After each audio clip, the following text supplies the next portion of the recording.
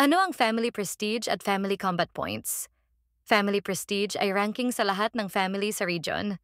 Mas mataas na kuha na total points ng family, mas mataas na ranking nila. Para makakuha ng Family Combat Points, ito ang mga sumusunod na kailangan gawin. Ika-isa, mag-live sa Bigo ng 20 minuto, makakakuha ng 6 na puntos. 70 puntos ang limit kada araw. Dalawang manood ng live stream ng iba, makakakuha ka ng 6 na punto kada 20 minuto. 70 puntos ang limit kada araw. Tatlong mag-recharge ng diamonds, makakakuha ka 1 punto kada 1 diamonds. Limit ng 50 milyong bawas, 1 punto ang limit ng isa araw. 4. Mag-exchange ng beans to diamonds, makakakuha ka 1 punto kada isa diamonds. Limit ng 50 milyong bawas, 1 punto ang limit ng isa araw.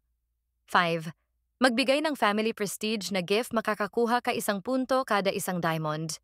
Siyam na makakuha ng family prestige gift, makakakuha ka ng 1 punto kada 1 diamond.